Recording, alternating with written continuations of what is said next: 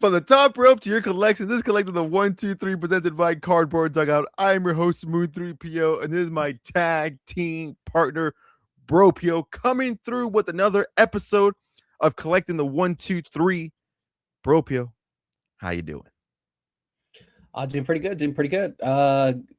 Pretty good night for wrestling. If you collect a collector of wrestling cards, we got some week out from Universe. We got some news on Exalted. Yeah, on that. I mean, I'm doing pretty good. How are you doing? Yes, I am doing very well. Thank you for asking. Yes, if you're into collecting wrestling cards, which I would think you are if you're listening to this podcast, we got some unexpected previews and announcements coming in from Topps from Exalted. Of course, we're going to cover that here. I heavily say take that information with a grain of salt, because if you've been listening to the podcast or been following our short form content over at Moon 3PO over on LEL social media, you guys know that Topps has been known to push back these pre-order and release dates. I feel like Universe we've been talking about for months now at this point. So do take that information with a grain of salt once we get there. And of course, this weekend is going to be Topps Rip Night, and it looks like Topps is going to be heavily focused with a lot of in-show person events, obviously as they do, but a lot of WWE focuses as well. I know in our area, I think was it a year ago or like a year and a half ago at this point, we had Victor Wembanyama step in at one of our local hobby shops. I think that was last year. Right? Was it last year? Last year was Victor Wembanyama, which that was a pretty big deal in our area. Unannounced, though. I know that unannounced too. That was the big deal, because I think if you announce, like, you ain't gonna be able to get anybody in there. But yeah, he was unannounced. Yeah, unannounced. Did show up for Topps Rip Night, which that was a pretty big deal for our local area. Obviously, Victor Wembanyama does play for the San Antonio Spurs, so not that big of a deal to somebody else. But in big our Star area, Wars guy. Yeah, big Star Wars guy, big Disney guy. So for him to show up in our area, that was pretty cool. Don't think we'll have any wrestlers in our area. You never know. Obviously, this episode should be out on Wednesday. Topps is slowly announcing more announcements here. The hobby shop that we do go to, oddly enough, is a big wrestling shop. They had Funaki, Topps Chrome release day, right? Or the Finest. Was it? I think it was Chrome. I don't remember. Chrome, right? Chrome, I think. SmackDown's number one. Yeah. Sure. was here. I mean, granted, it's Funaki is not anybody contracted legally with WWE, but hey, I mean, does show they do have some leverage there. So hey, time will tell with that. So we'll have some news over on Topps Rip Night. And then, of course, here we are going to do a quick little preview of Elimination Chamber. This is not going to be the prediction episode. Prediction episode will be next week, just because officially Elimination Chamber is going to be on February 28th. We're recording this on February 17th. And so we're going to go over the current state of the wrestling, product right now, what WWE's producing right now. Because if I'm being completely honest, it hasn't really been hitting for the last, I don't know, couple of months. I really don't know what it is, and obviously we just love to ramble about wrestling. It's what we do on the side, and what we love to do here on the podcast. So we'll kind of talk about that. I'm starting to feel a little sick over here. I will admit I did have some allergies come in over the last weekend or so, and ironically enough, it was potentially because of AEW. We've been watching a little bit of that recently, so I really don't know what it is. But obviously, this will be like our open discussion and open group therapy. And I know people might be calling us hypocrites. I'm like, well, you've taken shots at AEW in the past. It's friendly jabs, everybody. If you take those jabs very, very seriously, yeah, I think you're in the wrong space and maybe listening to the to the wrong podcast. So maybe we'll talk a little bit of AEW as well, because I know you've bought some cards from AEW from some recent releases as well. So maybe we'll kind of throw that in here throughout today's episode. But let's talk about it. Elimination Chamber. We have CM Punk versus Finn Balor. It is going to be held in Chicago, so heavily favored for CM Punk there. Obviously, the last time CM Punk and Finn Balor had a singles match here, it was overseas, which that was technically in Finn Balor's kind of home country-esque. So technically, they're kind of getting one back here for CM Punk, and obviously, it's not going to be a Chicago card without CM Punk, along with AJ Lee. We do got Becky Lynch versus AJ Lee for the IC title. We can kind of talk about that program for a little bit, because I don't know what it is about that program right now. Again, just not really doing it for me. I think, again, we'll talk about that match a little bit here later. Then we got the men's Elimination Chamber. As far as who's qualified right now, we got LA Knight, Randy Orton, Cody Rhodes, and surprising Javon Evans. Did not see that coming. With 2 more matches still left here, we got Carmelo Hayes, Damian Priest versus Trick Williams and his Lemon Peppa Steppas. And then we got Bronson Reed versus Jey Uso and the OG El Grande Americana. And of course, we can talk about that as well. Then on the women's side here, as far as who's qualified so far, we got Alexa Bliss, Rhea, Asuka, Tiffy, who is qualified so far. And then the last 2 remaining matches here to determine the last 2 qualifiers, we got Raquel Rodriguez, Io Sky versus Kairi Sane. Then we got over on SmackDown, Charlotte Flair versus Nia Jax versus Kiana James.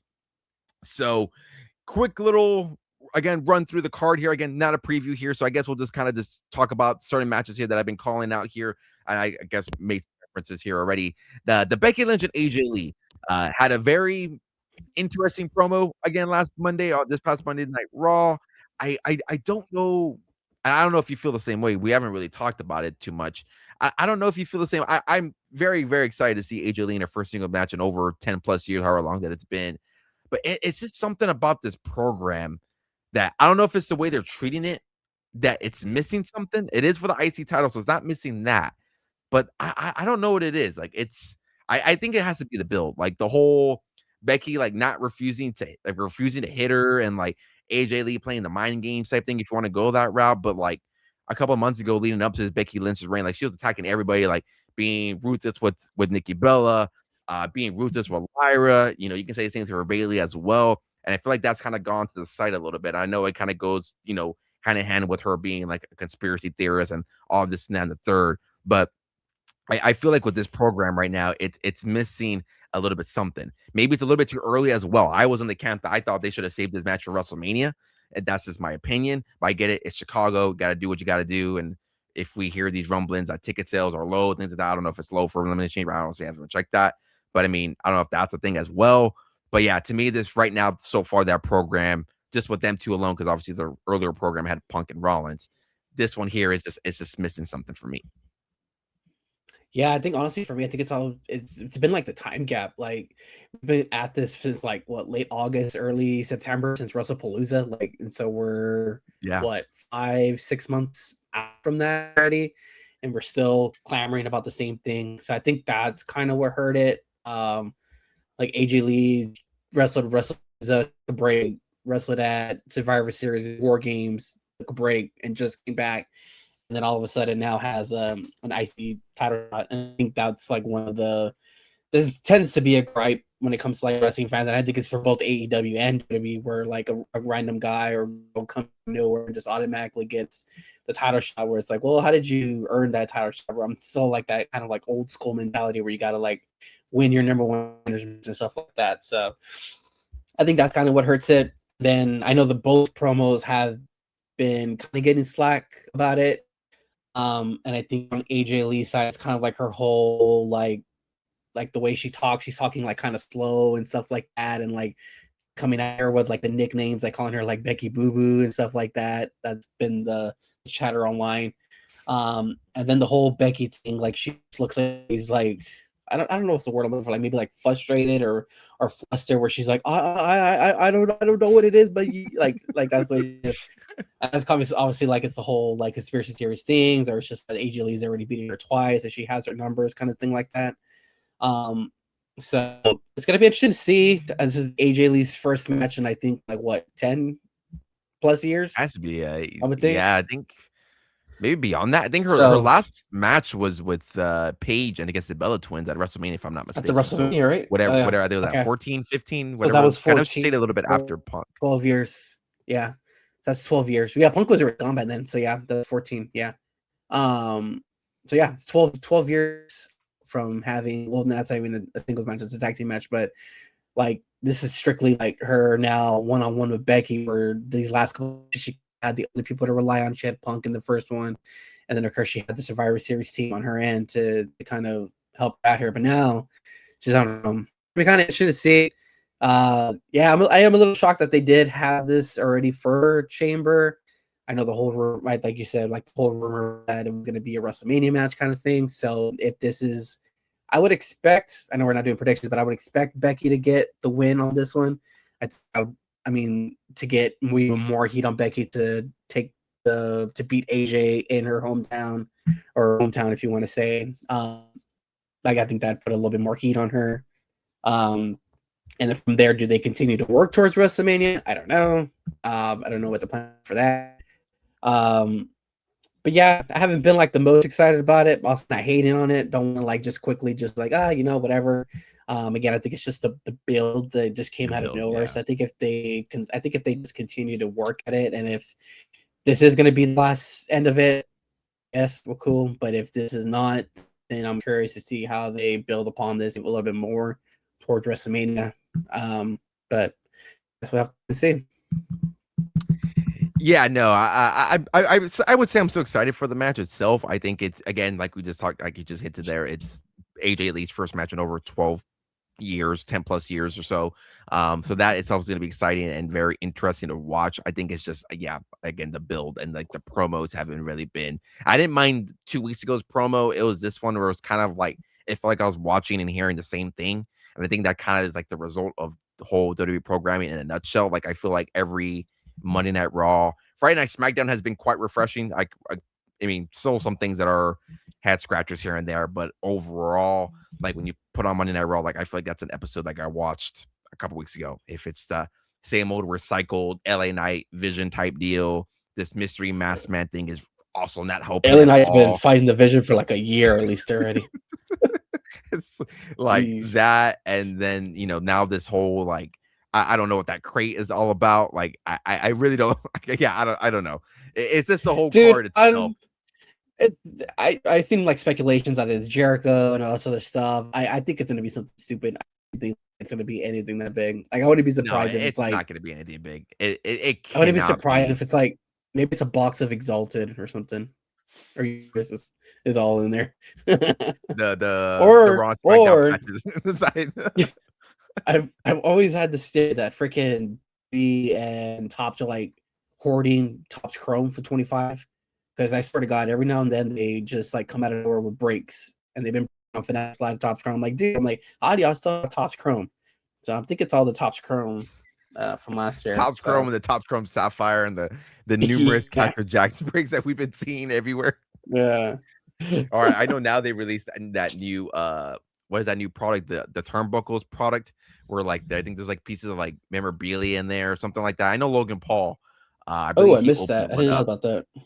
Yeah, there's like a new product. It's kind of like I don't know if you saw it. I think they did it last year. Is it like the under wraps? I think it's the under wraps. Yeah, like the under wraps. It's literally what it is. I think they have like it's like turnbuckle mats or stuff like that. I know Logan Paul, which I know he's been getting a lot of crazy stuff going on right now. Over about the whole Pokemon thing and whatnot. But I know he opened one up on a live pod, I think. And it was like a sign. I think it was a signed turnbuckle of the Undertaker, if I'm not mistaken. But yeah, maybe there's those products in there. Who the freaking knows? Maybe. But yeah, I don't know that. When I saw that crate thing, I was like, we're really going to be doing this stupid thing again. I know people are going off the wazoo. Chris Jericho, which I think a report just came out. I think I saw that AEW froze his contract. I think when he left, something. I don't know if it's true. Yeah, whatever the heck that means. Because he's technically still under the AEW active roster. I believe they froze his contract. Again, I don't. Is it like adding time, like the way they do like for injury time and stuff like that? Yeah, but essentially, like you be gone doesn't mean like your contract is still going to go. Like your contract goes when you're. That's right. I always thought it was like didn't make sense for him to come, or like people were speculating for Jericho because it's been announced like a Fozzy tour. Like he's gonna be like touring like all of or majority of March. So I was like, there'd be no way that for him to even like make a WWE appearance and then like just take a break out of nowhere. Like it just wouldn't make sense. But yeah, and I know people are speculating too. I think his cruise tour usually that he does like I think he does it every year. Yeah. That was like this announcement didn't have any AEW stars when typically there's AEW people announced. I know there was a lot of like TNA people and like other like indie people announced, but no AEW. I think the Hardys are on there. Yeah, the Hardys. I know some other. I think was it Elena Black. I think also confirmed for that. I know there's some TNA. Yeah. Yeah. So I know people are clamoring that. Oh, there's no AEW people on there. Like, what's that for? So I know people were talking about that. But yeah, now I know we briefly mentioned him really briefly here, and we do got some people of the Vision also announcing here as well. The men's elimination chamber here again, not a prediction pod, but I mean it kind of seems like. I don't know how you go the route of not going Cody Rhodes. I know. I'd be shocked if Raheem didn't win this match. Dude, when I freaking heard him say like, dude, he did not just freaking say that. But the next two ones are the next participating ones are pretty exciting here. We got Carmelo Hayes versus Damian Priest versus Trick Willie, and again Bronson Reed, Jey Uso, and the OG El Grande Americano, which I find so funny. In the US, Chad Gable's Americano is like treated as the baby face, but when they go over to do like AAA stuff like in Vegas and Mexico, it's Ludwig Kaiser's OG America. Like he's like the OG Americano. So I find that very interesting and very funny. And then I don't know if you saw I don't know if you're still watching Raw with the VPN, if they saw Chad Gable's interview with Kathy Kelly, where he's like, my English is no bueno. And then he's like, my English is no bueno, but then proceeds to cut a promo in English. So I was like, what the? Was Chad Gable or is it OG? No, it was Chad Gable. It was Chad Gable's. Yeah, he has the beard and everything. Yeah, he has the beard and everything. He's like, my English is no bueno, and he then proceeds to cut a promo in English. So I'm like, dude, I don't know. It's just absolutely trolling at this point. I also do know his Americano has been getting some heat, or at least the WWE program is beginning. He's getting some because they know they did. I think they did a video package last week, and it was like very AI generated. I don't know if you saw that. It's like him like chair. It was on Triple. I sometimes watch it in the background. I have it in the background, and I saw the images. Yeah, you could just tell it's like heavy AI on it. It's like, I guess. Yeah, very. I think even Ludwig. I think he cut I think he put out a video, and I think he mentioned AI in there. He was like saying like how it's like a disgrace to his Americano and to Lucha Libre. So I don't know. Time will tell. It's very, very interesting with that. Again, not a prediction pod here, but we're not predicting the card, but at least we can predict at least the next two men who we like to see. For sure, it's going to be Jay. Yeah, I think if you're going to predict these, it's going to be Jey Uso, and then I would love for Trick Williams to be involved in that Elimination Chamber somehow, some way, in some sort of fashion. I'm a little bit worried they'll go Damian Priest. I'm a little bit worried about that because they did that last year, and he can be a guy to easily eat some pins. But me just being the Trick Williams fan that I am, and I feel like everybody else is finally onboarding the Trick Willie, the Trick Willie train here. His promo on this past Friday was he cooked him hard. Yeah, man. I feel bad for Sami Zayn, man. He's been getting cooked so bad recently, and this is I've talked about it here how I'm not a hater of Sami Zayn. I'm not the biggest fan of Sami Zayn. I love the in-ring work. Don't not get me wrong. It's just this whole the underdog story that I can't really bite into anymore. But yeah, Trick Williams has just been absolutely just been cooking him recently. And maybe he costs them the match on this past Friday. Maybe that's the route they go. Who knows? But me, I would love to see Trick Willie and Jey Uso. And I know you just said it here. Obvious one is going to be Jey Uso. But any quick prediction here for the men's side, either being Carmelo Hayes, Damian Priest, or Trick Willie? Yeah. Man, I do think I could see Damian sliding in. I'm always going to say unfortunately, but just because I can see it's weapon time. Yep. I think I think Trick and Carmelo each have like their own like stories kind of going on. Like obviously with Trick cooking Sammy 24/7, and then Carmelo going with the whole US title open and kind of like beefing with the Miz and stuff like that. I can kind of see how one of those guys can get like costed the match by one of their feuds and stuff like that, how you mentioned. So yeah, I wouldn't be shocked to see Damian in it. And then I think Jay's like given. I think there's just no way that he's not going to be in the chamber. So I know that's probably gonna piss off a lot of people. I can't wait for that mid-yeeting, him climbing up on the chamber and him mid-yeeting midway. People are gonna lose their freaking minds. Yeah, that's gonna be a run on it. At this point, maybe he just does it to troll, because I think he knows the drive. I think at this point he is. There's no way. Yeah. Although the one at the Rumble was the one that kind of like I don't really care for it. I don't like hate it. Also don't love it. But I think the one at the Rumble was just kind of like, all right, that's a little overboard already with that. Just because like it was in the middle of the Rumble. So and Brock proceeds to get eliminated shortly after. Yeah, then Brock during, yeah. Which honestly, I don't care. I know people made a big deal about that too, but like I'm like so over like Brock Lesnar already. It's just like like that. What much more can you get out of that guy? Like, so I didn't really care too much about that, but I heard there's rumblings now about him face LA Knight maybe as a potential WrestleMania opponent. I don't know how they're going to get to that if that happens. I always thought like it would be like a Brock versus Gunther or Oba. So, but I don't know. think the only We'll way see. I think the only way you can get to there is like obviously LA Knight has been causing like trauma between division where like Paul Heyman just gets like fed up, like, all right, like I gotta call in the big guns. That's Here's true. Brock. Yeah. That's all. When I Yeah. heard that report, I'm like, that's the only way that I can see that going into play. As far as that, but yeah, when I heard about that rumor, I was like, does that really suit LA Knight anything? 'Cause I don't think you're gonna have Brock lose two major PLEs. The rumor is for Brock is that SummerSlam is his retirement match because it's in Minnesota, if I'm not mistaken. Like, do you have Brock lose Mania and then SummerSlam? I don't think Send that. out Gunther. Send out Gunther for Send him Brock. out, please. This is the one Let him time I out, want to see let- Gunther do anything. It's kind of please come out. That's the one time That'd be we want to fine. see. Yeah. Trying Retire to him. think, oh, Send him man, packing. send him home along with Goldberg. Man, that'll be kind of poetic. Yeah. Which, speaking of Yeah. Gunther, I'm surprised he did not win his match here. I know we kind of shed over it a little quickly. Javon Evans, which that crazy stat came out. He's younger than the actual Elimination Chamber match itself, which is a crazy ass stat. Yeah, because the chamber came out in 04, I want to say. Yeah. Yeah, something like that. And he's Or 21. 03. It was either 03 or 04. One of those years.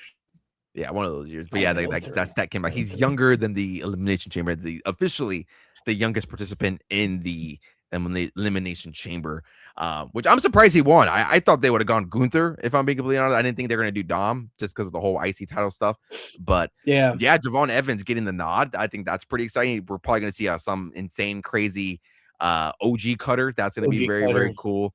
So that's going to be a cool little spot there. So shout out Javon Evans. I know his stuff has been slowly been popping up, oddly enough, when he won a $2 base card sold on my eBay page. Like, oh, there you go. There you go. We'll That's what you do. That's what happens. Like take that any day of the week. So I was like, oh, that's pretty cool. So shout out to Javon Evans being announced there or winning his qualifying match or so. I'm pretty sure we'll see some insane spot with that. Maybe an OG cutter to RKO. I know they tried doing that when they fought in NXT, but he missed the spot. So maybe they run that back and nail it this time. They did it. He did it at the Rumble. They did it. Oh, they did it at the Rumble. That's right. They did it at the Rumble. And I think that's when he threw him out. Yeah. Yes. Yeah, you are correct. I think I might have separated for that. Yeah, I did. I was like, oh, damn, he's out. Yeah, I did support. Yeah. So excuse my lack of movement or lack of spots there that I missed during the Royal Rumble, which I think that whole Royal Rumble in itself was kind of forgettable. But it is what it is. Now to the women's side here. Again, as far as we qualified so far, we got Alexa Bliss, Rhea, Asuka, and Tiffy. And then as far as the women's side here, we got Raquel versus Io versus Kairi Sane. Then we got Charlotte Flair versus Nia versus Kiana James. This one here, I think it's a little bit more predictable than the men's side. I think this one here, you don't have an Elimination Chamber without Io Sky, and it's hard to picture the women's title without Charlotte Flair. Those will be the two that I would have winning here. Obviously, Nia is involved with the whole, tag team thing. Kiana, same deal. Which I don't want to throw some. I want to throw some acknowledgement there to Kiana James. Been putting on a nice little string of performances last couple of months. So starting at the Rumble, she had a very nice performance at the Rumble, and then now has had some pretty good matches. I would say here, I've never been like in the camp of like hated Kiana James or didn't like her work. I've never really like noticed her work, I guess I would say. But yeah, has definitely been showing here the last couple of months here. So shout out to Kiana James there on that. But yeah, as far as these two, I do have Io and Charlotte Flair taking those two matches. Yeah, I think I'm the same way of you. And just really quick on Kiana, yeah, they should to her credit. I think like I don't really know how her NXT run was in. I think she was down there during 2.0. I was really watching 2.0 to be honest. Yeah. She was a part of that draft when I think they called up like Lyra got drafted, Blair Davenport, which they did nothing with. And I think Kiana James was like the third one to go. And I think quickly after that, like she got hurt. I think she tore her ACL. So she was out for so long that when she came back, people were like, oh, kind of, I don't know if they maybe just forgot about her or like we didn't know who she was and stuff like that. So yeah, kudos for her for doing that. But Yeah, I'm in the same boat as you. I think there's no Chamber without Io and Charlotte. I think those are like the two choices that just make the most sense.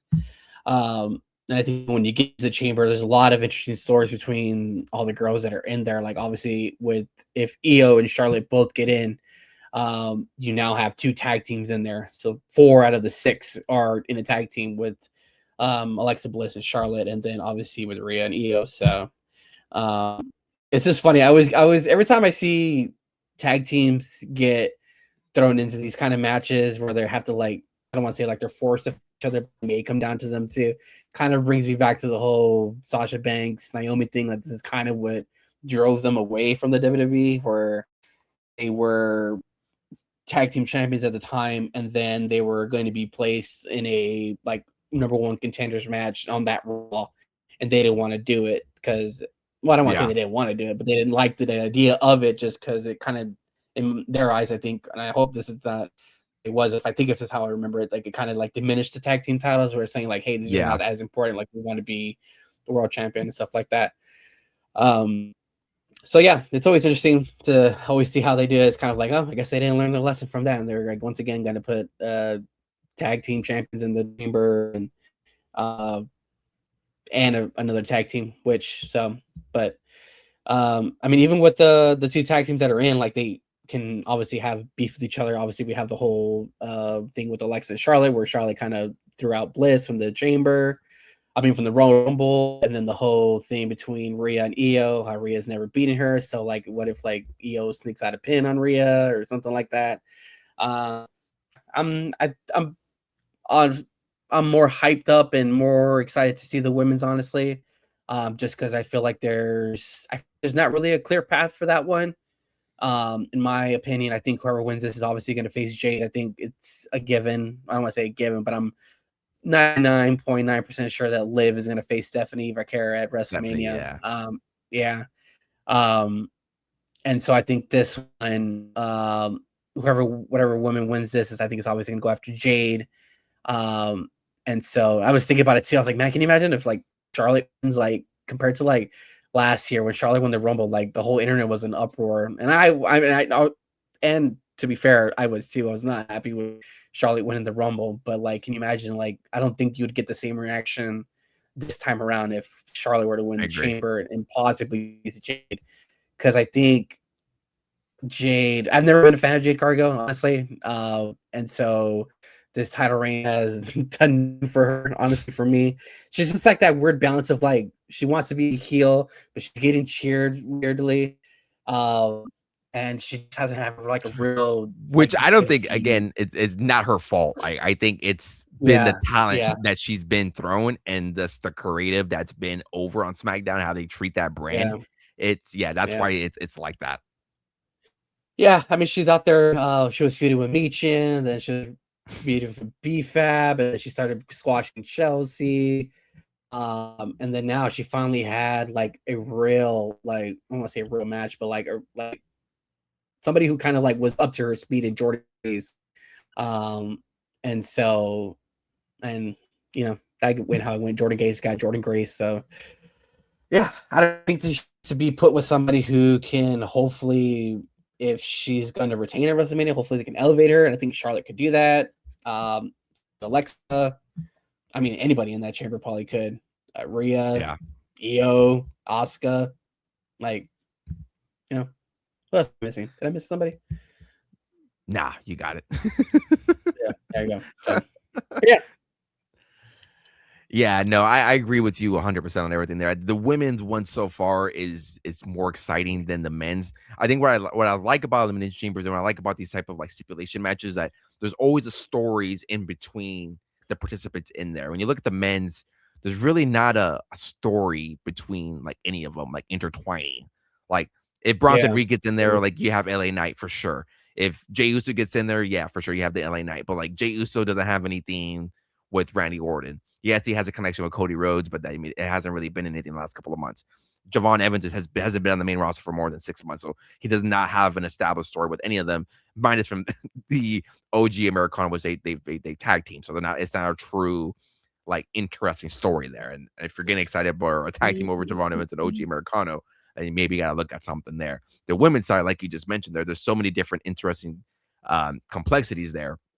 If it's Alexa Bliss and Charlotte Flair being involved in that match, if it's Asuka and Kari being involved in that match, Tiffy obviously trying to get back to that main status there. And if Charlotte Flair wins, Tiffany's they the one obviously I have forgot. I that. forgot Tiffany. Yeah, Tiffany's the one I Tiffy. forgot. So if you have Tiffy and Charlotte in there, you obviously have that story, which they hinted at or touched back that at the Royal Rumble. So yeah, there's a lot of interesting things that can be played within each other in that women's one, which that definitely makes that more exciting. So once we get those final two participants who are officially announced, definitely will make for it a very interesting prediction. I do agree with you 100%. I think whoever wins this one will go off to face Jade Cargill. I think after that Raw segment between Sammy Vaccaro and Liv Morgan and all the I don't know Spanish, so I had to go and read the translation that somebody put on there. If you say all those insults somebody, there's no way you go back and go fight Jade Cargill. So I think did pick up on some of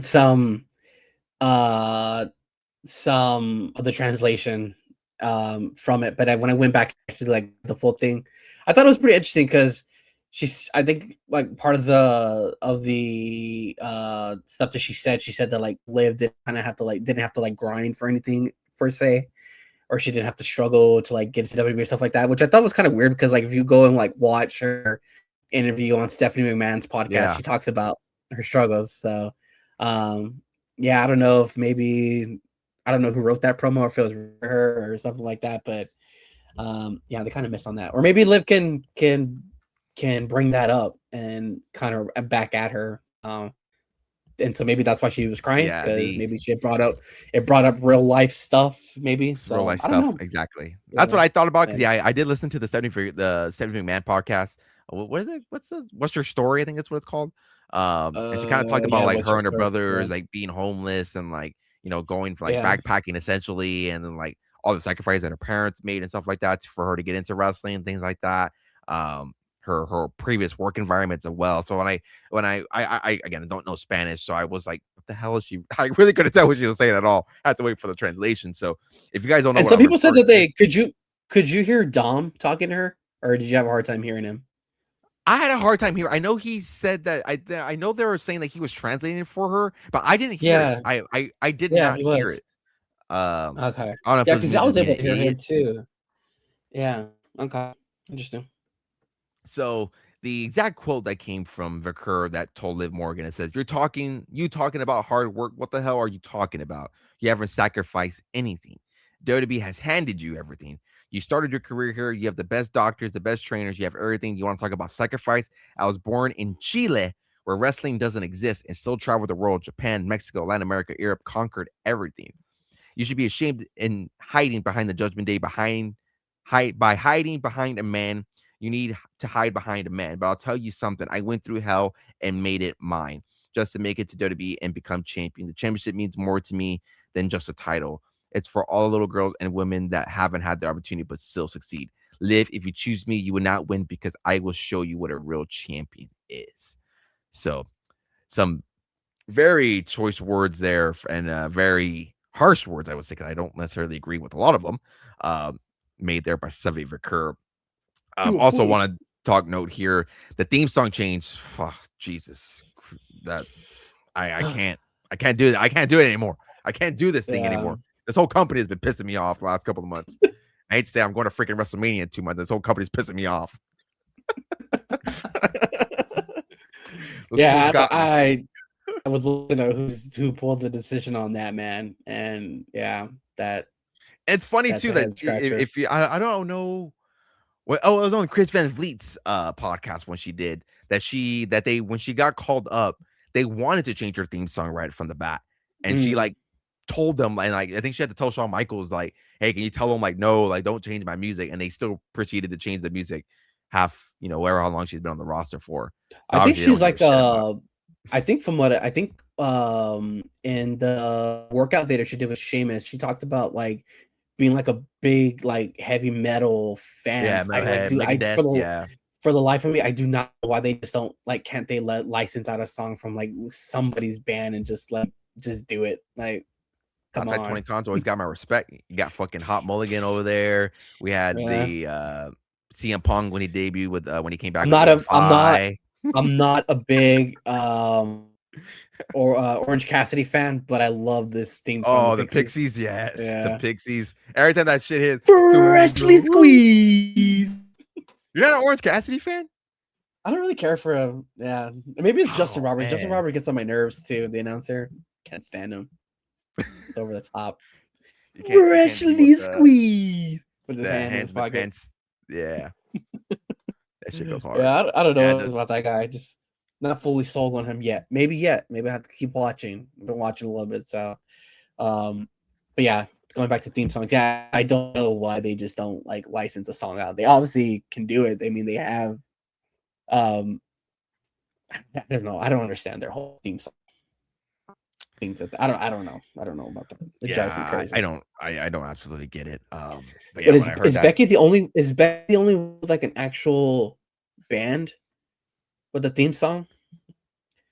With the Wonder Years? Becky, CM Punk with Living Color. Oh yeah, CM Punk. Yeah. Okay. Like, are they the only two? Off my head, I can't really. Oh well, Rhea has the singer from Motionless in White, but it's a Def Rebel song still. It just has the singer from Motionless in White. So, I mean, there's that one. Yeah, I don't get it. Top of my head, I can't. I'm even trying to think down at NXT too, but yeah, no, I don't think anybody has like any official NXT. You ain't getting that shit, dude.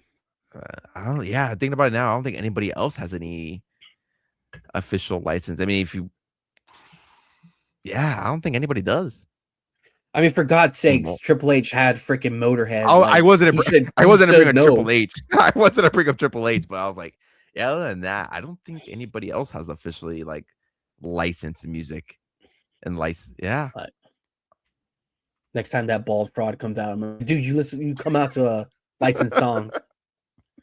He's bald fraud. I don't know if he should be bald fraud number 1 or number 2, and the other one would obviously be The Rock. So. I think it would be fair to put him number 2, and then we'll put The Rock number 1. Okay, we'll put The Rock number 1. He's the one that caused all this troublesome and commotion. We wouldn't be so hyper fixated on everything because this all stems from last year or dating back to March. I would assume this is all of my issues with this damn company has started with, but.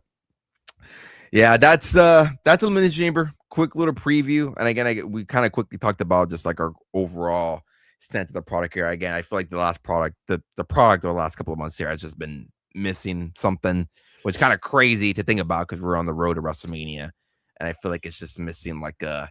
I mean, this is we're like in the exact same boat as we were last year. Like it's the exact same thing where we just didn't feel like WrestleMania season. It's just like we were at that high when we got to WrestleMania 40, and ever since then we just kind of just been like bloop, bloop, bloop, bloop, bloop, bloop, bloop. I guess since we're on it, what do you think it is? Like, and it's not just and it's not just like an internet wrestling crowd thing. Like, I feel like that's been like the overall general consensus from people. And ticket sales also sold out. Obviously, there was the report that came out last week that WrestleMania tickets have not been selling the way they have been. Now they're 25% off. Obviously, Raw events have been struggling. SmackDown events have been struggling. Other PLEs have been struggling. I guess as a quick little thought here, what do you think is the overall missing thing? I know the thing that people always like to say is that when new bookers take over, or like when somebody takes over like writing or something like that, they have a really good high 2 years, 2.5 years, and then it falls off. Which you can kind of see it here. Like Triple H had 39, went to 40. That's 2 years, or like a little bit 38 to 40, a year and a half, 2 years, and even a little bit beyond that. And then from there, really, I think Triple H has been there longer because I think he took over. Like, remember there was that weird time period where he took over when Vince left, and then Vince came back, and you can kind of tell where Vince thinking. I think it was longer. Dude. I think honestly he had been still in the rumblings. I don't think he was ever fully on. And then the whole thing happened with Vince. Well, no, then the merger with TKO happened, and then the stuff came out with Vince, and then like kind of that's when Triple H like really took over, and that was going into what 40, I think, because that's when they got the whole new intro and stuff like that. Yeah, I think so. Yeah. Yeah, then ever since then, it's kind of just been like on a decline, and it's just like I don't know. Well, for first off, like this shit's just way too goddamn expensive. Ticket prices, like I mean, I have looking at WrestleMania tickets, and it's just like it's too close for the price that they're asking for. Even with this whole like, I know this past weekend they ran like a holiday sale where like tickets were 25% off, and then part of that like they were like there was like a parallel meeting where they all met and they were like, what's going on like with the ticket sales stuff like that. And I don't know, like I saw the internet that they shouldn't have done it again. Las Vegas, that's kind of the appeal sometimes for WrestleMania is like going to different cities, and so the fact that it's again in Vegas, like Vegas is it's expensive in Vegas. I've been to Vegas quite a bit of times. Like a lot of the stuff is just a little bit overpriced, especially in the area that it's in. It's like maybe about like a block or two from the Las Vegas Strip.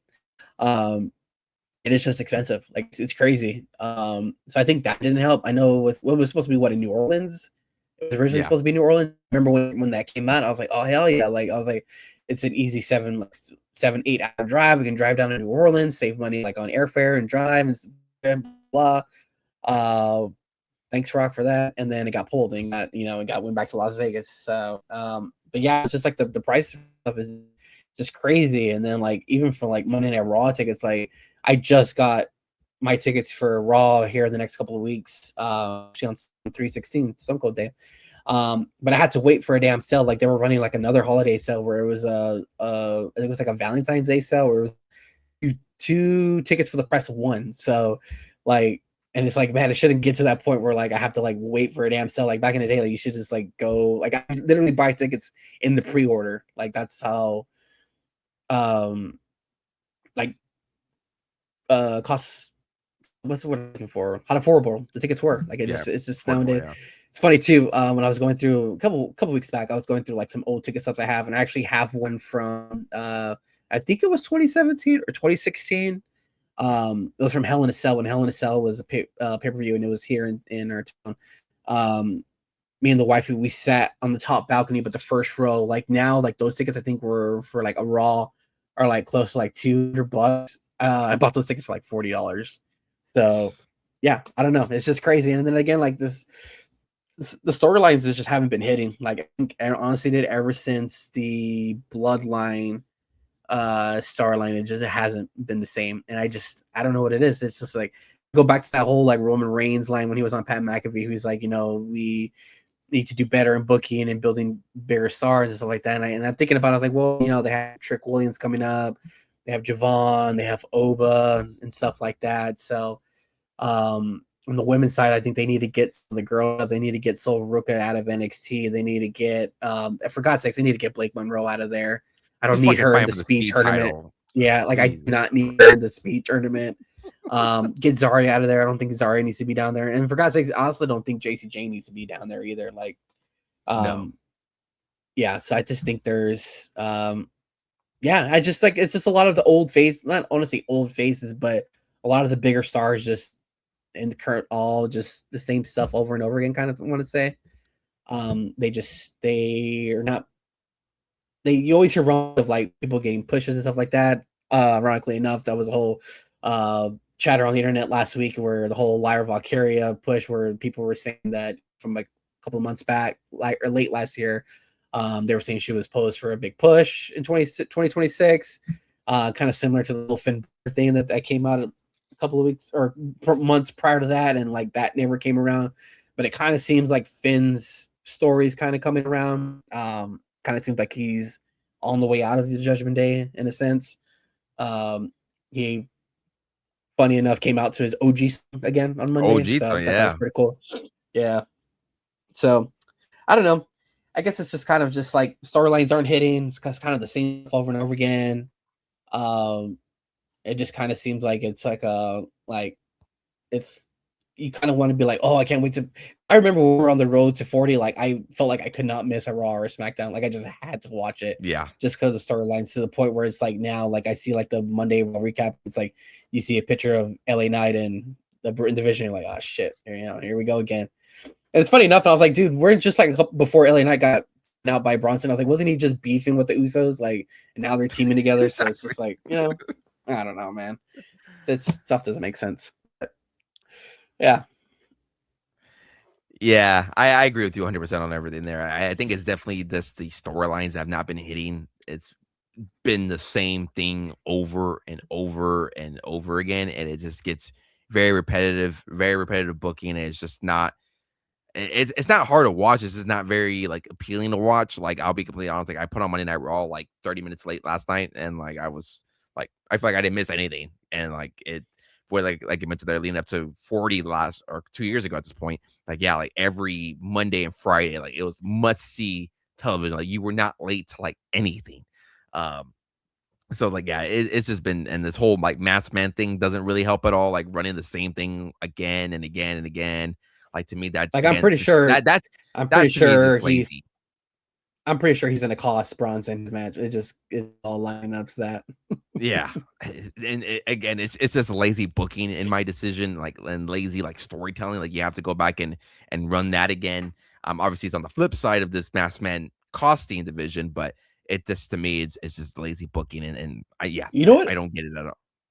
Let me run this by you because I have been thinking about this too. Because, like, I also don't think Unreal is helping either. Like, we I agree. now see little glimpses of like what goes on in those meetings, and so like you see the way they interact. And mind you, I'm pretty sure it's not the whole story, but you're getting little glimpses of this and that, and then now you watch that as a fan, and then you see what they're putting on television. You're like, well, no wonder this is like not delivering, because look at the stuff they're talking about in the room. Like it just, and I go back to like that Road Dogg thing where he wanted to put the title back on Chelsea, and Triple H asked him like, well, okay, well, who are you gonna feud her with? Like, you're gonna go through the whole same girls again? And he's like, yeah, I don't know. Like, he doesn't know. I'm like, dude, what the hell? Like, come on.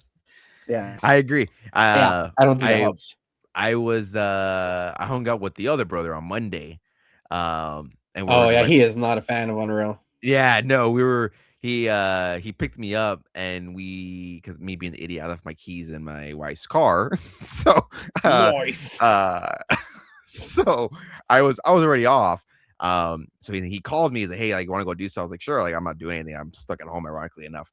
So he picked me up and we just like went like figure hunting and stuff like that. And we're talking about Unreal and like he absolutely hates it. But yeah, we're kind of like I was like telling him like I don't think it helped. I don't know how I feel about the show. Like it's fun. Like it's kind of cool being like a fly on the wall type esque, like kind of seeing the behind the scenes type thing.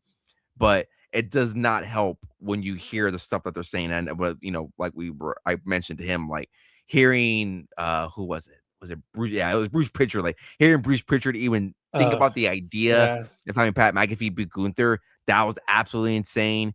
The Road Dog thing, like you just talked about. Even last year's when or not last year, last season when they like all wanted Punk to win, and then I didn't hate the Jey Uso winning the Royal Rumble at that time, or I still don't. Um, but like obviously they had like really like no direction with him winning. They're like, okay, we have a lot of stories that we can run with CM Punk winning winning the Royal Rumble and kind of going to go for the World Heavyweight title, or hell, even going for Cody again if you wanted to go that route. Like there are so many different stories that go there, fresh new stories, and yet you run back to Jey Uso and Gunther again.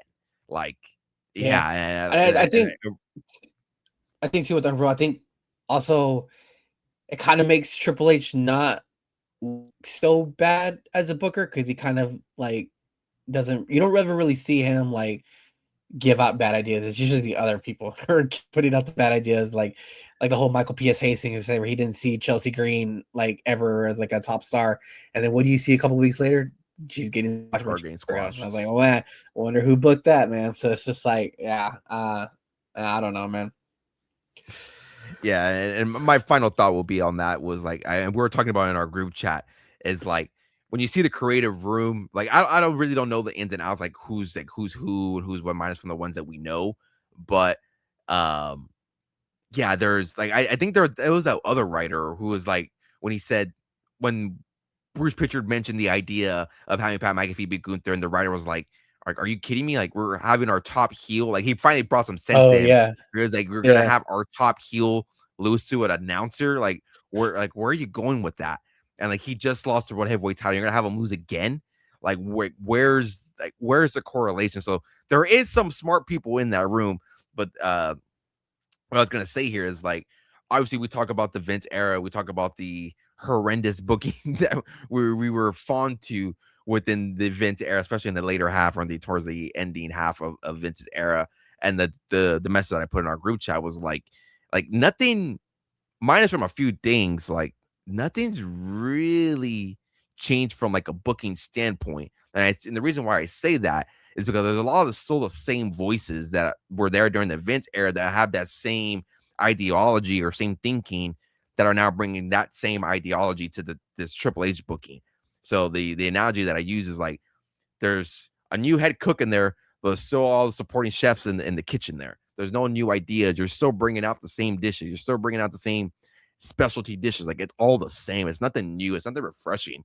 So seeing the stuff saying recycled over and over and over again, like I feel like in the end, that's essentially what's hurting this product. And if it's Triple H's final say, I don't think it is. It seems like it's more of like a group thinking. They're like, okay, I have this idea. What do you guys think? No. Okay, we'll move on to the next one. Oh, I think this guy should win. Yeah. Everybody gets a yes. Okay, cool. We'll push it forward. Like I feel like that's like the end all be all. It's on the contrary with Tony Khan. Like Tony Khan, like that's him. Like he's the final booker. Like you can pitch ideas to him, whatever, but he's the guy. Like, hey, like I want this person to win. I want this person to lose. Blah blah blah.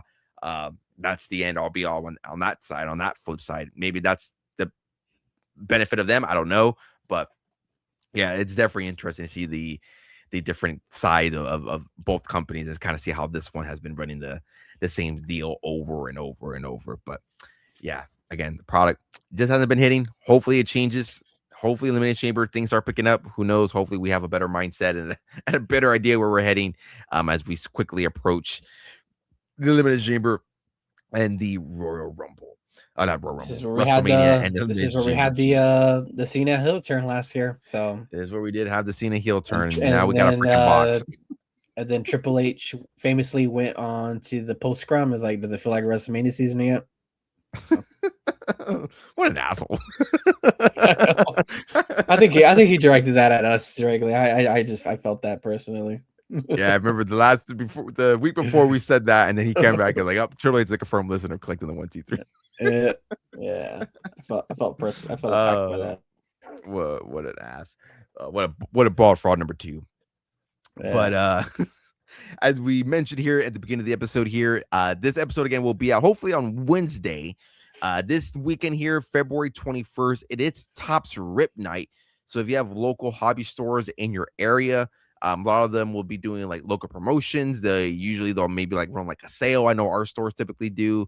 They'll have like MLB packs for you or any other packs they can have for you. You can just rip it open there. They're pretty exclusive packs, nothing like crazy. I think last year's the MLB pack still had like autos and parallels, stuff like that. So you can still pull some good stuff out of those packs, if I'm not mistaken. I think our area, one of our shops did. If you pulled an auto, you got like a gift card or something like that. So nice. If you're in the local area, I believe you can also go to the Topps website. You can see local participating stores who are participating in Topps Rip Night. Typically, it's officially licensed stores. So keep an eye out there for those. And the reason why I bring that up here, because if you are in these local areas, these WWE superstars will be heading your way. And there's a lot of them. So WWE and Topps and Fanatics will be having a heavy presence this year at Topps Rip Night, as they usually do. Last year, they had some pretty cool ones, but this one here already seems a lot heavier than last year's. So first starters here, we got Seth Rollins. If you're in the, hopefully I'm saying this right, El Segundo, California area, he will be at Bullpen LA, Bullpen Sports HQ. That's their official Twitter handle there. So if you're in that area, make sure to go check them out. Fellow content creator RBI Crew 7 in St. Louis, Missouri, they will be having Randy Orton. That is a pretty big, I think he's also a Randy Orton collector, if I'm not mistaken. Don't quote me on that. So that would be kind of cool. I know he's one of the Randy Orton super collectors. So that will be going to be pretty cool. I think also Mama Breaks will be there in presence as well. So I'm pretty sure they'll be doing a lot of crazy content over there. Which, if you guys are not aware, RBI Crew does have a podcast with former guest Adam Gilman. I believe it's called Book to Last. If you guys haven't go checked out that pod, that is another wrestling card podcast. If you want to go check them out, they do have another wrestling card podcast there. other appearances here by other superstars. We got Finn Balor. He's going to be at Double A. I don't think it's called Double A, but I'm just saying it because it's like a baseball Double A, but it's AA Mint Cards. They're going to be in Cooper City, Florida, or he's going to be in Cooper City, Florida. If you're in Winter Park, Florida, and are near Game Time Cards, you have a stacked set of superstars heading your area. You got Carmelo Hayes, Maxine Dupree, Jacob Fatu, new NXT champion Joe Hendry, and then you got Matt Cardona and Chelsea Green. They will all be at Game Time in Winter Park, Florida. Obviously, I'm pretty sure they'll be at different time slots, but keep an eye out there for that. If you're in Alpharetta, Georgia, Cody Rhodes will also be in attendance there for that as well. And then if you are in the Burbank, California area, you do got Liv Morgan and Raquel Rodriguez going to be attending here. They are going to be at Burbank Cards, Burbank Sports Cards to be exact here. So if you're in that area, yeah, a lot of heavy WWE presence again. Actually, it says Raquel and Liv will be there at 5. Nobody else has other time slot, so you might want to keep an eye out there for those areas. If you are in those areas, keep an eye out there for those shops. And then again, feel free to check out the Topps website to go check out for your local area.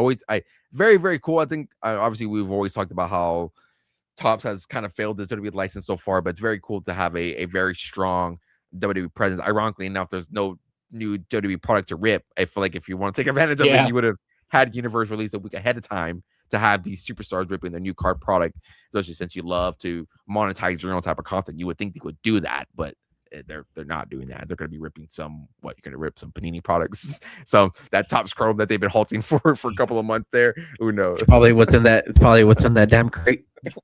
What's in that crate? Some Cactus Jack, potentially Finest Chrome, probably.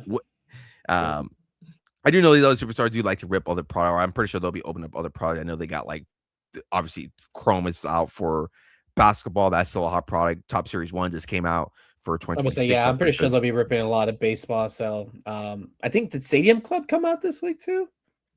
Yeah, I think the pre-order. I think the pre-orders finally shipped, if I'm not mistaken. Yeah. I know that product was not up for because they changed a lot of the product configuration for that.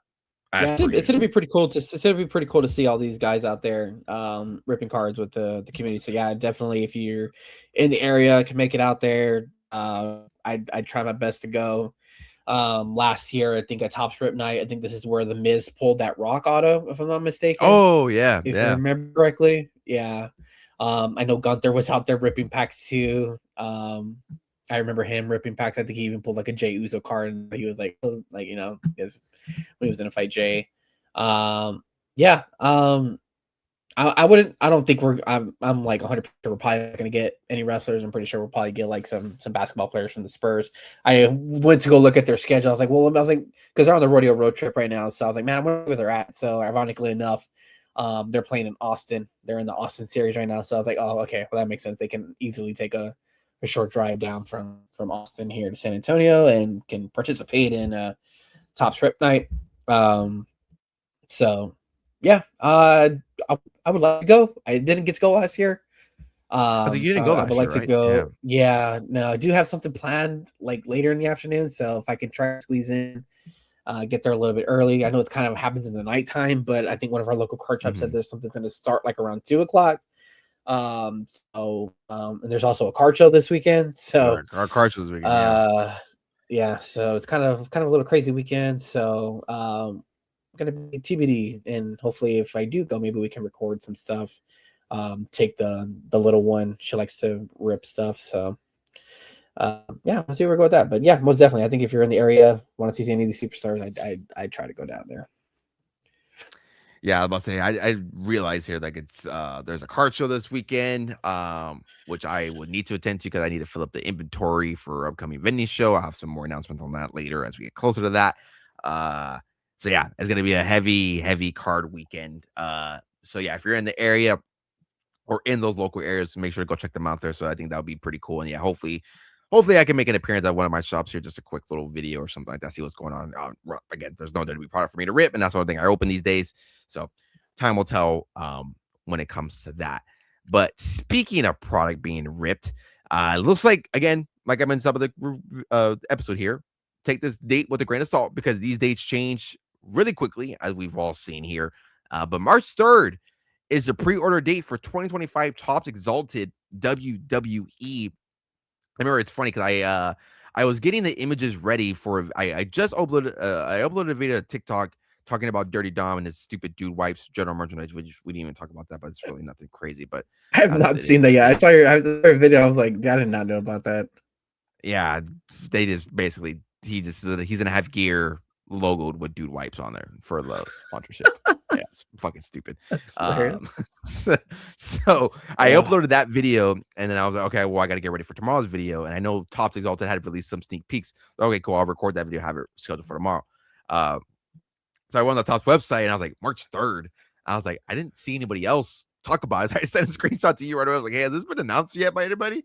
And then obviously after that, everything kind of went off the frenzy. But yeah, March 3rd, which ironically enough, that is going to be a week after Topps Universe WWE is scheduled to hit stores. Topps Universe WWE is scheduled to hit stores on February 27th. And then on that March 3rd, that following Tuesday, Exalted is going to be up for pre-orders. So like we kind of predicted here on the podcast, like we predicted about the other social channels, we kind of knew these Topps products were kind of be rolling out as we go, just because they've been signing for Exalted for so long. Universe has been signed for so long. They're already signing for Topps Chrome Sapphire. They're signing for that. They're still signing for Royalty. So it's not surprising to me, but did you see all the cards that Jordan Gray signed?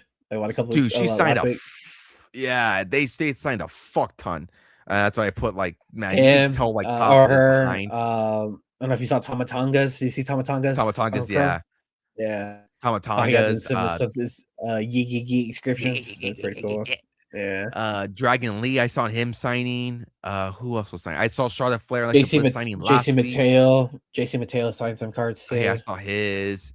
So yeah, obviously you could tell they are very, very much behind. So it would not surprise me if March 3rd is the release or the pre-order for Exalted, then maybe May, June, we get the actual release for it, and then shortly after that, Topps Chrome and Sapphire is back to back. That would not surprise me one bit at the rate that they're signing these cards here. We don't have a checklist yet, so there's not. I wouldn't be surprised if this if Exalted's out before or at WrestleMania. I think that's the goal, honestly. If it's my opinion, they want that product. I think they want that product in the Fanatic store or in the WWE World store. Yeah, and the WWE World store. Just like what they did back to back. So I think that's the goal for them. And if they can do that, then I'm agree with you. I think they can do like a June or a summer pre-order for Royalty. And then maybe we can get, or if you want to do Chrome, I don't know. Like I don't really want to do that, but I feel like Royalty would probably have to be the next one. Just I feel like that one's been signing for like years. Yeah, for a little bit. And I think you can probably get like a holiday like Topps Chrome, and ironically enough, that can set you up for an MVP buyback for the Royal Rumble. That's actually that's not a bad idea. Yeah. Damn, do you got the top schedule? You work Topps? Let them know. But yeah, it was surprising to me, man. It was a surprise to me to see it. I wasn't expecting it. Again, it's something we talked, like you said, we talked about this, how they're just so far behind it.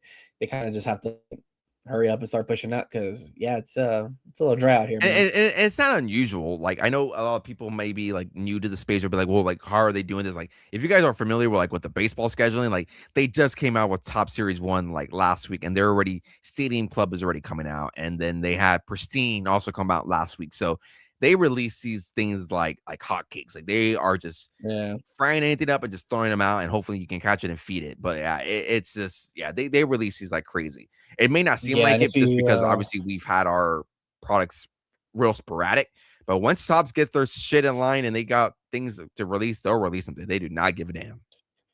I was like, if you've also been following me, you've been seeing I've been picking up like a lot more Star Wars stuff for the PCs. Like for the Star Wars license, like they've dropped like they just pre-ordered a new pre-order went out today, and the Disney ones too. Like and so like for Star Wars license, like we've had like 3 or 4 releases like within the last like 5-6 months. Honestly, it's crazy.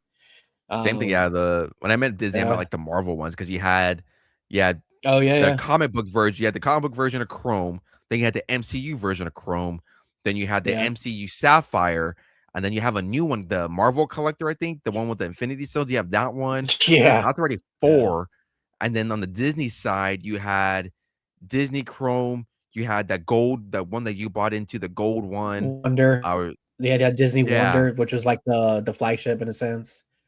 and And then then you had Sapphire for Disney yeah, Chrome. The one I did that was Pixar. It's Disney, but it's Pixar Gold. Pixar. And then you have Yeah, Topps but Cosmic the Disney Cosmic Chrome coming out, yeah, and then you gee, I have don't even that, want to imagine. Have you seen the price on that? I don't even want to imagine what that's gonna be. I actually have not, I don't even wanna imagine it. If And then they have that anything, cool MLB Cosmic Chrome. I don't even want to. and they have that cool one, I don't know what set it is, but they're taking, like, the Disney patches for, like, the ones that the employee workers wore, and they're Oh throwing them into yeah, cards. I thought that was kinda cool, it's I'll like a give them that. it's like a 70 it's like a 60th anniversary of Disney, the Disney World or Disneyland or something like that. I don't know what it's called, but yeah, I know what you're talking about. Yeah. Yeah, so, I mean, just that alone, again, they have that's, like, what, 6 products already released, so, yeah, again, it may Yeah. not seem like it for wrestling, just again, it's been very sporadic, but, yeah, when Topps has their products aligned, they're gonna release them, and they obviously do not care at all. Um, there is not an official checklist as far as of right now. Again, a lot of the previews that we saw, we have already seen them because, again, these superstars, when they sign them, they do, put, like, previews on there. I don't know if that's their own due diligence or if Topps does like, "Hey, like, take a picture of this," and then post it on your social. I don't know if that's a thing or not, but a lot of the promos or like previews that we saw, we've already seen here. We did get some box configuration here. Again, we don't have an official checklist, but we do know this is going to be a 100 card base set. So it's going to be smaller than Universe. Universe is only a 300. Universe is a 300 card base set. Again, no checklist, so I can't really talk about that right now. Hopefully next week we do have a checklist for Universe, so we can talk about that, and make our You predictions and stuff should, like that. right? I would I assume so. hopefully, I would hope so. Um, so we can Mhm. we can talk about all that. We do know the parallels. Shout out to GameStop for that. We'll again that'll be next week's pod to be freaking loaded. We're gonna have Elimination Chamber pod, and then we're gonna have a Topps Universe pod. So that should be really good. Make sure you're Whew. following for that. But going back to Exalted here really quickly, we have a 100 card base set. So again, it's gonna be smaller. It does say it's gonna be from top superstars, tomorrow's rising stars, and WWE legends who continue to define the sport.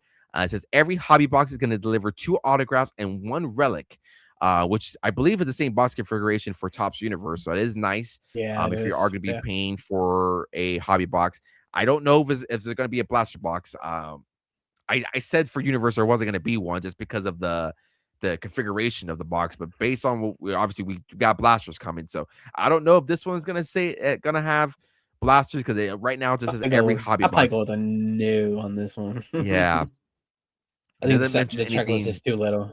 Yeah. Yeah, it doesn't mention anything about blasters. So again, once we do get the pre-order in about 2 weeks or now, we'll talk all about it. But again, 2 autographs and 1 relic. So it is going to be uh, yeah, if you want to say a bang for your buck, you can make that argument here. We are going to be guaranteed here, or at least going to be having the last time is now relics, was going to historic tribute to John Cena's final year in WWE. These cards feature authentic pieces of gear worn during John Cena's farewell season, including material from his final WrestleMania appearance, capturing the end of an era in WWE history. So if you had those John Cena pre-orders, you might want to cancel that pre-order because these sets here are going to have John Cena tributes, which I don't understand. I like it. Do not get me wrong.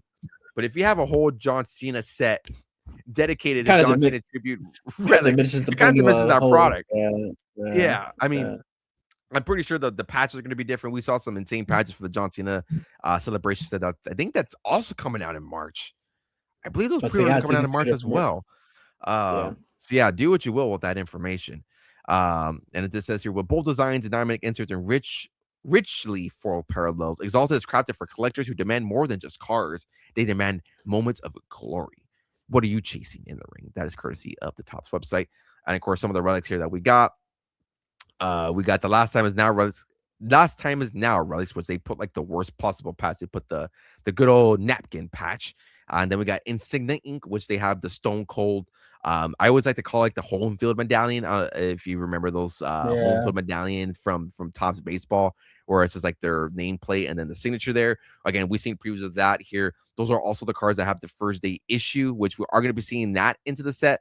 I'm surprised that's not introduced here because the first day issue is basically going to be like first day off the line, which we did talk about a couple of pods ago or a couple of months ago, where basically Topps will release a certain amount of product on the website. It's going to be a Dutch auction, which people will bid whatever they're willing to pay for that box or cases, and those boxes sell for that price. And it goes down in value in every like increments of like 20, 30 minutes, something like that. So this drop is going to be very, very interesting to see as far as that. We do got black and white signatures, which they previewed a nice little image here. Becky Lynch does a nice one with the blue ink auto, so that looks pretty cool.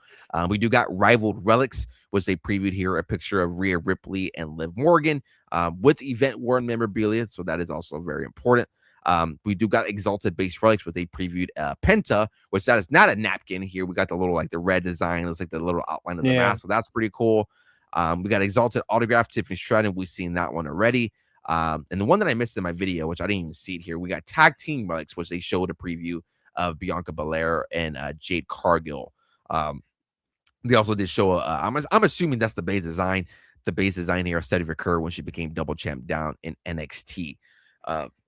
Yeah, overall, very exciting. It looks like a universe set 2.0 with a lower base set, just off initial glance, though. But I'm excited for it. Again, anytime you can bring relics and autographs to a set, that's always going to excite me here. Kind of get away from the Chrome-esque. We saw what, Chrome, Finest, Cactus Jack as well, how they're very Chrome heavy. So always new, always refreshing to get something new. And I don't think Exalted, like Universe, has hit any other license. I don't think, obviously, MLB has never done this license.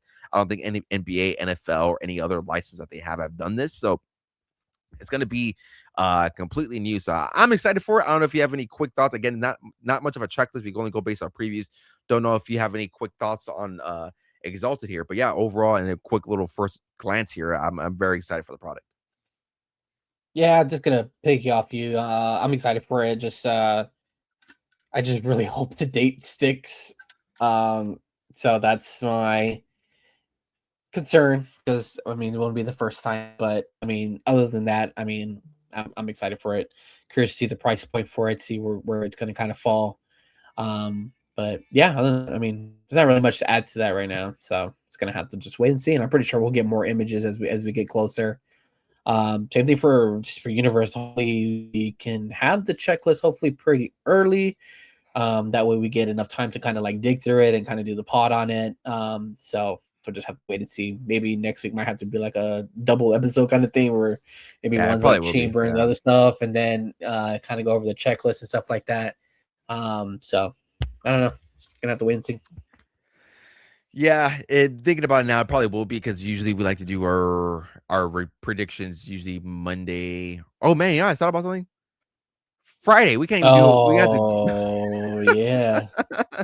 So Friday we'll have to freaking predict at least that match, or like at least, I mean, we kind of get the toes in a win, but yeah, we'll kind of have to predict those. Yeah. Yeah. I just thought about that now, like, damn, we got finessed. When we were playing next year's schedule, like, dude, I can't even do that anymore. Damn. We're cooked. No, man, we're cooked, chat.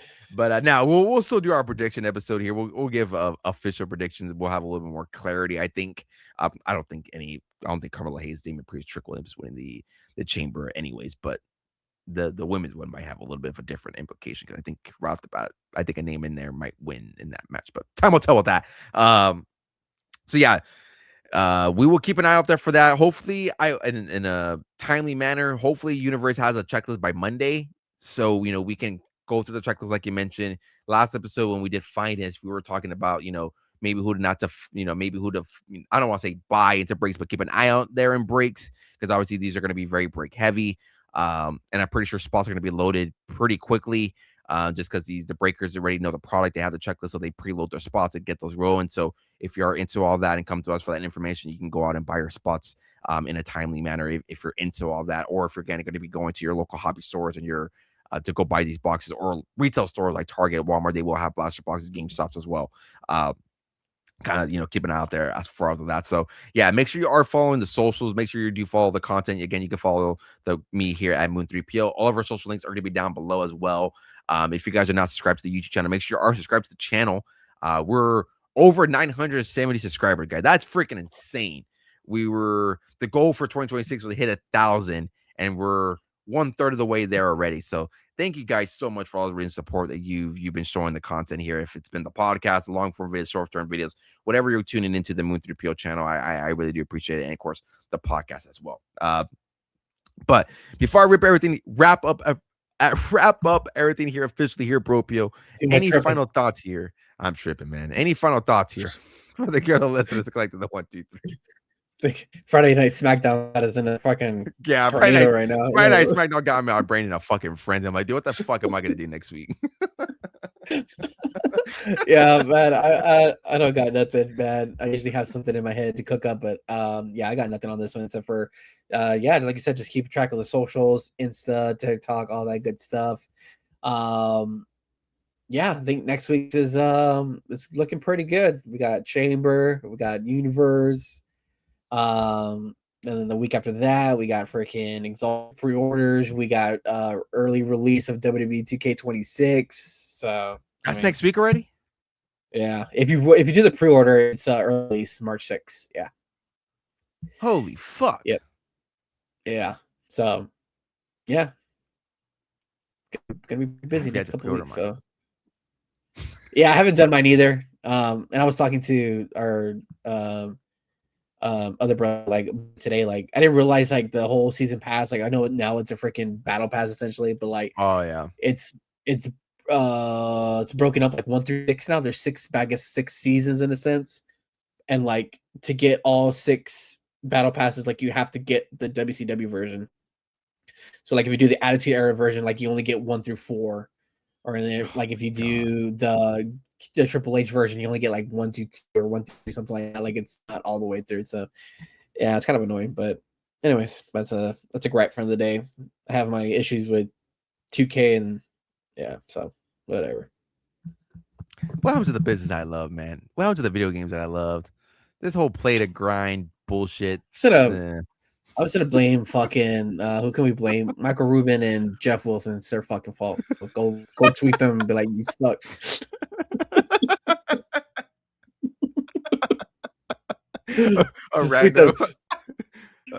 Tweet them. Hey, Dad said you suck. What the?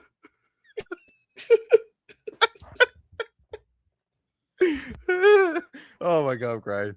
Oh man. Oh. Oh man. I think we didn't even talk about the PSA stuff, but that will be. Oh man, I had that written down in my notes too, man. Oh. Oh man. That was only one person was happy about the PSA news. His name is Jeff Wilson. That guy. Oh yeah, man. That guy's PSA is literally begging you guys to stop sending your cards into them. They're literally on their knees begging you to stop sending in their cards, guys. If you guys don't know what I'm talking about, go. I made a TikTok about it. Go check out the TikTok. Go watch it and make a determination on that. Other content creators have also talked about it as well. But yeah, we didn't even talk about that. That totally crossed my mind. Like any other PSA news, like PSA, like we talk about the news for like a week, and that's really what I said on my TikTok. Like, we'll talk shit about PSA for about a week, and after that, it's all back to like rainbows and daisies. Oh, my card got a PSA 10, cool. But yeah, like I got a stack of cards that I want to grade, that some nice like numbered, some auto stuff, and I don't know where to send it. Like I want to send stuff to PSA and let it see like in fucking 5 months or so. It's like, you know, I don't know. I'm not grading. I would honestly. Yeah. Oh, I know you don't like the CGC slabs, but I think that would be like your next best bet, in my opinion. I haven't really done too much research on them. I know they're really big into like. I know they have a good, strong history with wrestling rated cards, if I'm not mistaken. But yeah, I would think the next best bet would be CGC. But I would have to do my own little research on them. Maybe tag. I don't know. Maybe try like 1 or 2 cards with them. I don't freaking know. Yeah, I don't know. They're blowing up, or they've been blowing up in the TCG space. So I don't know. Time will tell with that. Yeah. Final announcements here as far as on my end. I kind of hinted on here in the beginning or like middle of the episode here, whenever hell I mentioned it. But March 7th, I will be back officially vending. So if you are in the San Antonio area, I will be making my second appearance here as a WWE trading card vendor. We are making an upgrade. We are no longer at the WAV room, so unfortunately, I can no longer say the WAV room anymore. Kind of hurts me to say that because the WAV room, man, that was a vibe. But yeah, Cards and Coffee and Collectibles, March 7th from 11 a.m. to 5 p.m. So also a new start time and new date or new weekend day. We did the last show on Sunday. This one's going to be on a Saturday. So March 7th, if you're in the area, this one here is going to be at 1207 Richland Hills Drive, San Antonio, Texas, zip code 78251. Free entry and free parking. I believe vendor spots have all been filled up. I think it's like 4 or 3 more spots, if I'm not mistaken. So it's going to be over 40 plus vendors, sports cards, TCG cards. Obviously, your boy is going to be there with wrestling cards, maybe some TCG. My wife and I have to organize our TCG products, so maybe we'll get that going for you guys if you are into that. So we will have some TCG. I've been involved in the figure game as well. You kind of see some figures around here. Have some laying around as well. I may have available for sale. So if you guys are into figures or any sort of like wrestling collectible, it's going to be there. So again, if you're in the area and you want to come say hi, come say hi. We had some people say hi last weekend, or at this point, when was that last show? Like a couple weeks ago at this point. We had some people come in, say hi. 2 or 3 weeks ago. It was a very good time. Had a lot of fun. As a people from TikTok just come over, say hi. And some guy I saw my YouTube videos. So yeah, if you're in the area, just want to come chat some wrestling, feel free to do so. The video that I uploaded talking about that, y'all guys absolutely killed it. So it seems like that's stuff that you guys do want to see. So I will be bringing it back here. Again, that's going to be March 7th from 11 a.m. to 5 p.m. Central Standard Time. Again, not at the WAV room. So if you show up at the WAV room at that time, I'm pretty sure there'll be a rave going on there. But it's going to be at 1207 Richland Hills Drive, San Antonio, Texas, 78261. Feel free to come say hi. Hopefully have some universe singles available if I'm able to get my hands on some universe singles. So hey, time will tell with that. But yeah, that's all we have on my end. Again, make sure you are following and subscribing because next week is going to be loaded with content as you like we just talked about here. We're obviously going to have to figure it out. I will do that once this pod ends. But yeah, if you guys are not yet, subscribe to the channel. If you guys are listening on Spotify and Apple, make sure you are following, leave a rating because it helps push us here and lets us know how we're doing. Make sure you go follow at Dad Who Collects here. His socials are going to be linked down below as well, along with his eBay store. Everything there will be linked down below, description, wherever you're listening. So again, links are clickable, so you guys can click on it and go check them out over there as well. Yeah. Oh, I failed to mention, and you kind of hinted it here as well. It's 1 year of collecting the 1, 2, 3.